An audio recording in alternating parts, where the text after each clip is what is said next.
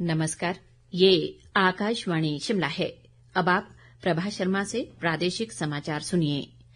राज्य सरकार ने पुलिस भर्ती से पहले उम्मीदवारों का डोप टेस्ट करवाना अनिवार्य कर दिया है। मुख्यमंत्री सुखविंदर सिंह सुक्खू ने बताया कि नए भर्ती होने वाले सभी कर्मचारियों को शपथ पत्र देना होगा कि वे चिट्टे का सेवन नहीं करते हैं।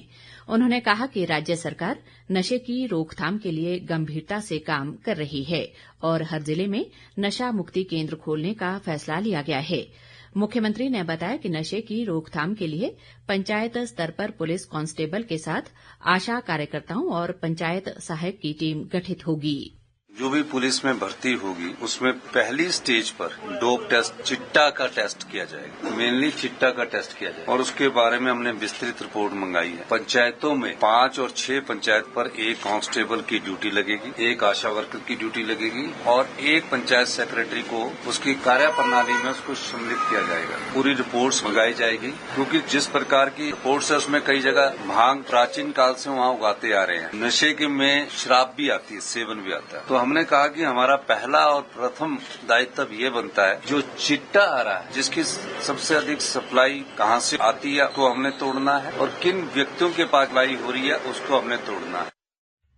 सांसद डॉक्टर सिकंदर कुमार ने राज्यसभा में असंगठित क्षेत्र के श्रमिकों के जीवन स्तर और सामाजिक सुरक्षा में सुधार का मुद्दा पुरजोर ढंग से उठाया। इसके जवाब में केंद्रीय श्रम व रोजगार राज्य मंत्री शोभा करंदलाजे ने बताया कि केंद्र सरकार ने सभी क्षेत्रों में रोजगार सृजन को बढ़ावा देने, रोजगार क्षमता बढ़ाने और सामाजिक सुरक्षा सुनिश्चित करने के लिए रोजगार से जुड़ी प्रोत्साहन योजना को मंजूरी दी है। इसके माध्यम से विनिर्माण क्षेत्र पर विशेष रूप से जोर दिया गया है।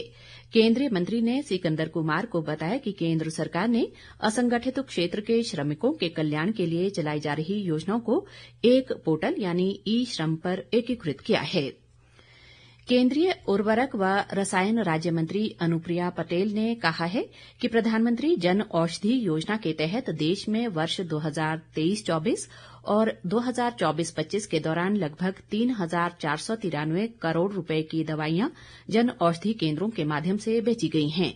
राज्यसभा में सांसद इंदु गोस्वामी द्वारा पूछे गए एक सवाल के जवाब में उन्होंने कहा कि इस वर्ष 30 जून तक देश भर में कुल 16,912 जन औषधि केंद्र खोले गए हैं और इनके माध्यम से दवाइयां व चिकित्सा उपकरण 50 से 80% सस्ती दरों पर बेचे जा रहे हैं।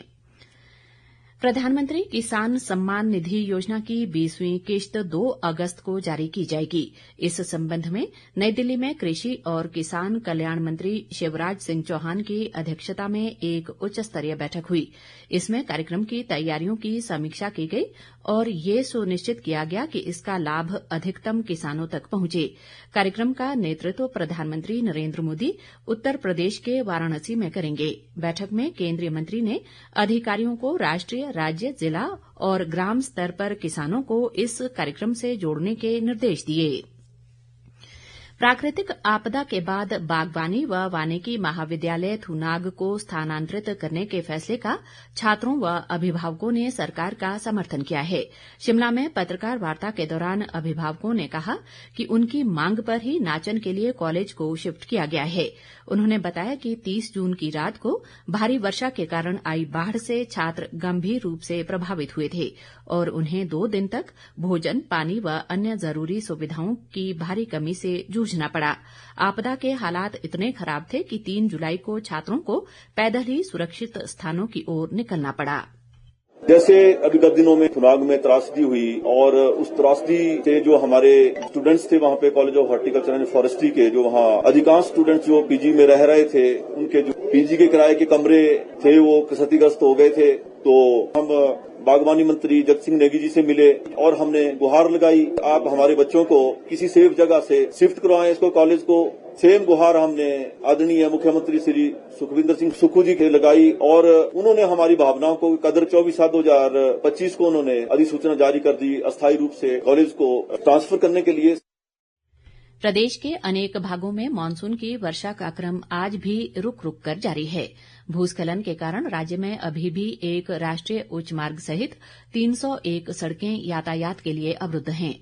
मंडी कुल्लू राष्ट्रीय उच्च मार्ग बनाला औट के पास भारी बारिश के कारण बंद है। इसी के साथ ये समाचार बुलेटिन समाप्त हुआ। हमारा अगला बुलेटिन आप सुन सकते हैं शाम 6 बजे। नमस्कार।